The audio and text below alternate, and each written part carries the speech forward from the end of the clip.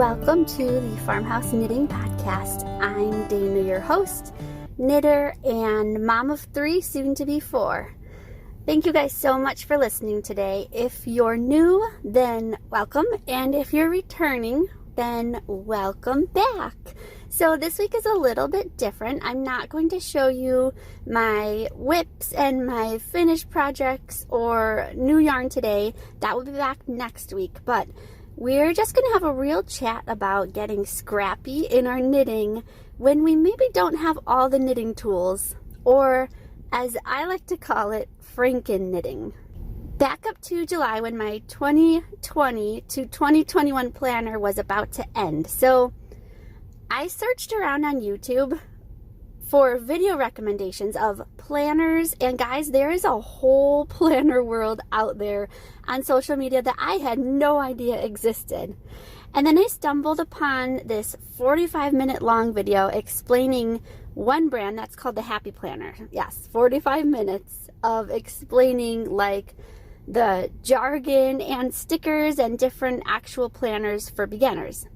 Well, when this video was over, and I was both shocked and also kind of inspired to maybe make my next planner a little bit cuter, another video on that same channel started playing called Frankenknitting. So curiously, I watched this entire video also on what the planner world does when they basically disassemble planners and build a completely new one. Their perfect planner just doesn't exist, and so they get scrappy and they make their own.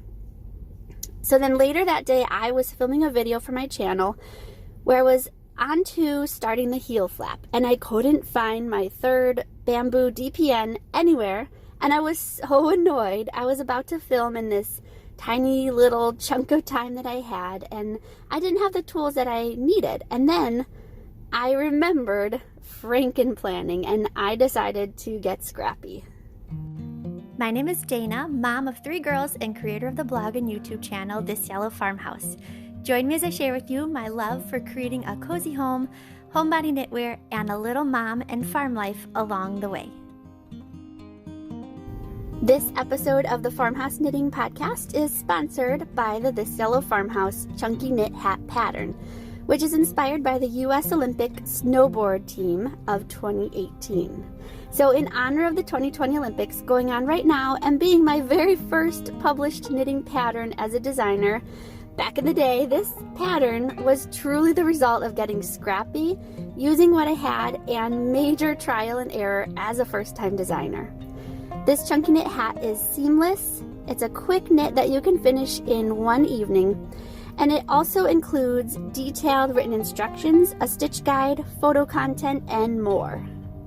And yes, market preppers rejoice because products made from this pattern may be resold with credit given to This Yellow Farmhouse and with the use of your own photos. You can grab your chunky knit hat pattern on Ravelry at This Yellow Farmhouse or at thisyellowfarmhouse.com, and I will link those in the episode show notes. So I searched my couch, my bed, the sunroom, and then eventually I had to go back to my needle stash because I was running out of time. Like I said, I had this little chunk of time to work in. And I found these bronze-ish, like square-shaped DPNs in an unknown brand that I had gotten for 50 cents at a church garage sale. But they said right on there that they were size US 7s, which was just what I needed. So I grabbed one and filmed my video with it. It wasn't perfect, but it worked and was just what I needed to get my video out instead of tearing the house apart, getting more frustrated, and ordering more on Amazon, and then waiting for them to show up in the mail later that week. This made me realize we all probably Franken-knit more than we realize, and without even knowing it. Have you ever been stuck in the car and forgot a cable needle? I've most certainly used a smaller size DPN to hold stitches temporarily. So I thought it'd be fun and helpful if I shared a few of my favorite Franken-knitting moments that have happened recently. And hopefully these will be helpful little knitting hacks if you find yourself without the perfect tools in the future too. Because knitting tools are so fun to browse, and there definitely are some that we really do need to get the job done, but there are a lot of things out there that we don't really need when something cheap or something that is already lying around the house can be a perfectly good substitute. So without further ado, let me share my favorite Frankenknitting hacks. And if you hear any of these that you're like, yes, I do that all the time too, then let me know in the comments of this video. And if you have any other suggestions that you've done that could benefit other knitters who are watching this, then also let me know in the comments of this video. If you are listening to the audio only of this on a podcast app, I'll link the video so you can jump into the conversation with your hacks too. Okay, number one are stitch markers, which I feel like are a must in knitting. We mark them for the beginning of rows, marking a spot in a row or how many rows we've gone. And the thing is, they're necessary, but if you don't have them or you lost yours in the car or in the couch, because those are magnets for them, there are other ways that you could temporarily use something else as a replacement until you can get a stitch marker, or honestly, sometimes even the whole way through a project, depending on if it's just a beginning of round marker. I have used an extra strand of yarn in a different color to either tie a loop and then you slip that on the needle as if it's a like circular stitch marker, or you can just weave it in and bump it up row by row as you go. Another thing you can do if you don't have a beginning of round stitch marker and you're using double pointed needles, arrange it so that right where your first needle and your third needle are is kind of the break. So you'll see like you have the little tail that is where you finished casting on, and then that will be kind of your beginning of row. Is when you look down you'll see the tail, but you'll also see the break in the needles and know that that's the beginning and end of round. Okay, number two are cable needles. So I already mentioned this, but it serves me so well that I wanted to tell you guys about it again. So the thing is, you can only substitute in a DPN for a cable needle if it's the same size or smaller, because otherwise you're just trying to squeeze on tiny stitches onto a bigger needle. But if you keep some smaller size needles in your notions bag that you just kind of travel with, like I keep a size 2s and size 7 DPNs in there all the time because they're really small and I really do use those the most often.